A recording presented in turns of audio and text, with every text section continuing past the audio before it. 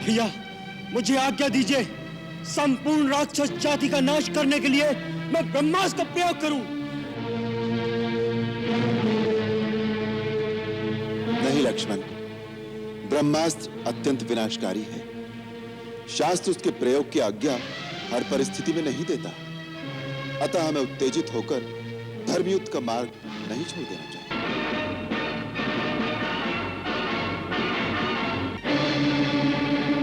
क्या बात है अंगद? क्या मेघनाद रणभूमि छोड़कर भाग गया? कल की विजय ने उसे उन्मत्त कर दिया लक्ष्मण भैया। बार बार गरज गरज कर आपको ललकार रहा है। कह रहा है कि कल के नागदंश के घाव भरे नहीं, या इंद्रजीत की मार से डरकर इंद्रजीत से सामना करने का साहस नहीं रहा। भैया, आज्ञा दीजिए, मेघनाद की गर्जन समाप्त करने के लिए मेरे अस्त्र अधीर हो रहे हैं। किंतु तुम इतने अधीर न हो धीरवीर।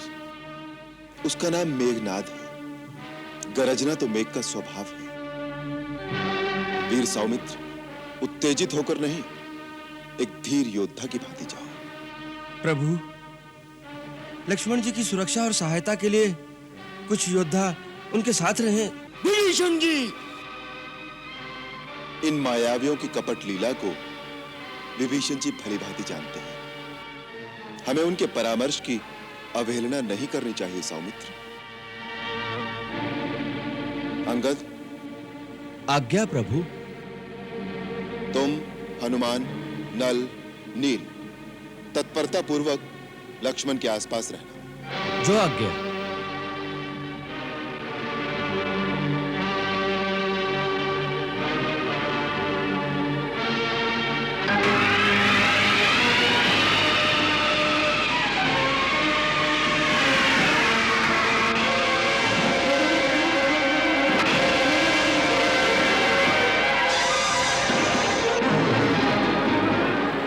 इंद्रजीत ने सदा वीरों को धूल में मिला दिया है।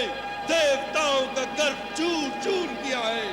रणभूमि में इन वानरों से खिलवाड़ करने में आनंद नहीं। किसी वीर की वीर के साथ टक्कर हो तो योद्धा की रण पिपासा पूरी होती है। अपने राम और लक्ष्मण से कहो कि सामने आए, या अपने अस्त्र शस्त्र हमारे चरणों में डालकर अयोध्या वापस लौट जाए। तुम निशाचरों को यमलोक भेजे बिना हम अयोध्या कैसे लौट जाएं मेघनाद? आ गया तू। अपनी सहायता के लिए अपने बड़े भैया को साथ नहीं लाया। बढ़ बढ़कर नाद न कर मेघनाद। मेघनाद के सिंहनाद का परिणाम तो तू देख ही चुका है। कल बच गया, लेकिन आज साक्षात ब्रह्मा विष्णु महेश भी तुझे बचाने आ जाएंगे तो वो भी नहीं बचा पाएंगे।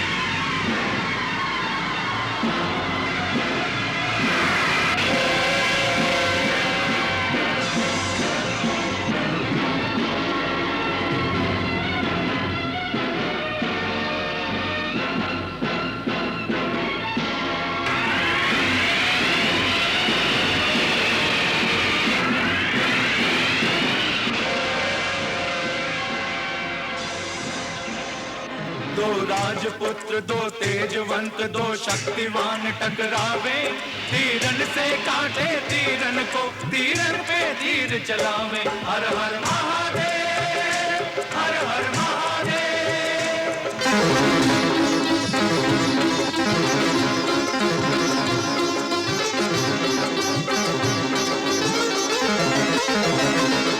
पल में प्रत्यक्ष पल में अदृश्य, कभी धरती पर कभी अंबर में, कभी धरती पर कभी अंबर में। ये मायाधारी मेघनाद अति सूक्ष्म रूप धर पल भर में, सूक्ष्म रूप धर पल भर में। सौमित्र नहीं कम किसी भात रण कौशल के इस जौहर में, रण कौशल के इस जौहर में। दोनों सुवीर दोनों अजेय दोनों दोनों की टक्कर में, दोनों दोनों की टक्कर में। इस महासमर को देख देख सुर नर मुनि जन अकुलावे, तीरन से काटे तीरन को, तीरन पे तीर चलावे। हर हर महादेव, हर हर महादेव।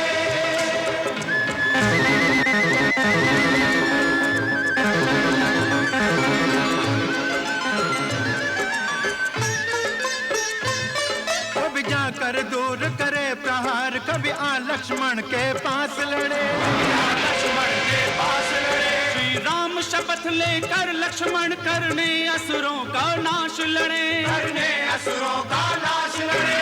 मेघनाद के माध्यम से रावण की अंतिम आस लड़े, रावण की अंतिम आस लड़े। शेषावतार धर लखन रूप इत रघुवर का विश्वास लड़े, रघुवर का विश्वास लड़े। अपने अपने वीरों की दोनों दल बिरदावली गावे, तीरन से काटे तीरन को, तीरन पे तीर चलावे। हर हर महादेव, हर हर महादेव, हर हर महादेव।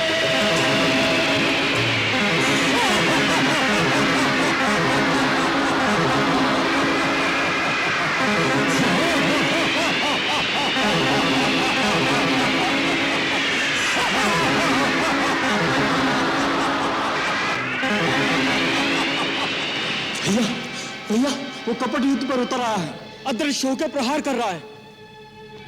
भैया मुझे आज्ञा दीजिए, संपूर्ण राक्षस जाति का नाश करने के लिए मैं ब्रह्मास्त्र का प्रयोग करूं। नहीं लक्ष्मण, ब्रह्मास्त्र अत्यंत विनाशकारी है।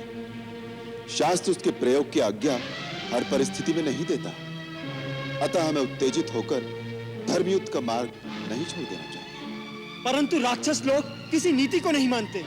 वो युद्ध में छल कपट का सहारा लेकर हमारी सेना का संहार कर रहे हैं। उनके मायावी शस्त्रों से बचने के लिए एक ही रास्ता है, ब्रह्मास्त्र का प्रयोग किया जाए। युद्ध नीति कहती है, अयुद्धमानम प्रच्छन्नम प्रांजलिम शरणागतम पलायमानम मत्तम वा नहंतुम त्वमी हार्नसी। अर्थात जो सन्मुख युद्ध न कर रहा हो, शरण में आ गया हो, युद्ध से भाग रहा हो अथवा पागल हो गया हो, उस पर ब्रह्मास्त्र जैसे महासंहारक अस्त्र का प्रयोग वर्जित है। परंतु नहीं लक्ष्मण, नहीं। अधर्म द्वारा प्राप्त की हुई विजय कभी कल्याणकारी नहीं होती। जो आज्ञा भैया।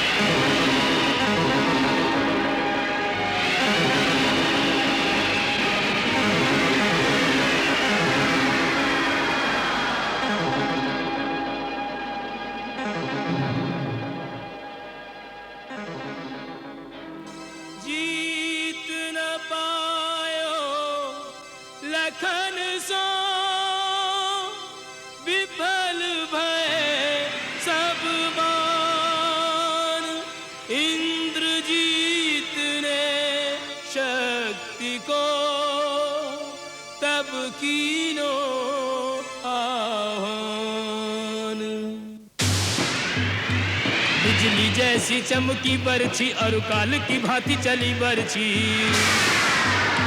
रणवीरन के उर्चीरन को परगट रण माही भई बरछी।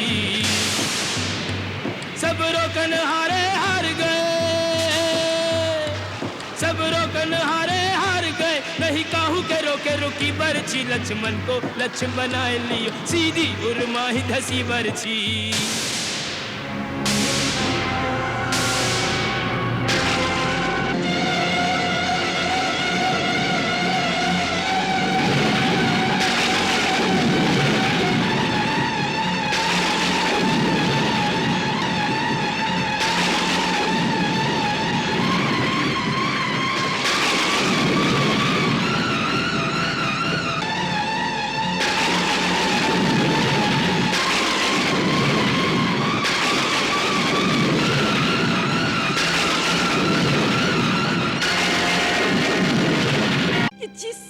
लालसा में ये सब कुछ कर रहे हैं, अब यदि वो सीता आपको मिल भी जाए तो क्या? हमारे पुत्रों के मृत शरीर पर पग धरती। यदि वो राजमहलों में प्रवेश करेगी तो कौन उसका आदर करेगा?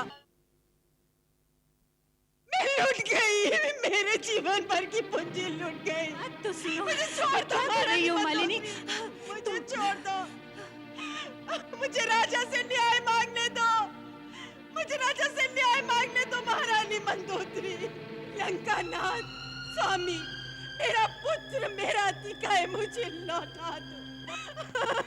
मेरी ममता की गोद सूनी न करो, मैं राजा के दरबार में न्याय मांगने आई हूँ, अपना पुत्र मांगने आई हूँ। एक माँ अपनी उजड़ी ममता का पल्लू पसार कर तुम्हारे दरबार में पुकार करने आई है। मेरे जीने का एकमात्र सहारा मेरा अतिका है। मुझे लौटा दो मेरी आंखों की ज्योति, मेरी ममता का मोती, मेरा अतिका।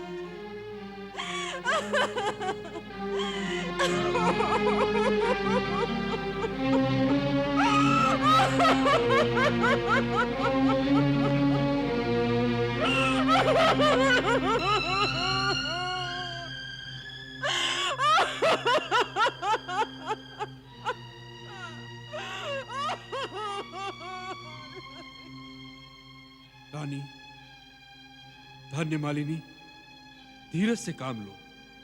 अतिकाय हमारा भी पुत्र था। आप यदि ऐसा समझते तो उसे अपनी काम वासना की वेदी पर बलि न चढ़ा देते। मालिनी! हाँ महाराज, अपनी वासना के मद में शायद आपको इतना भी भान नहीं रहा कि एक एक करके आपने अपने समस्त पुत्रों की आहुति दे दी, अपनी सम्रानियों की कोख सूनी कर दी, इसलिए कि आपको सीता मिल जाए।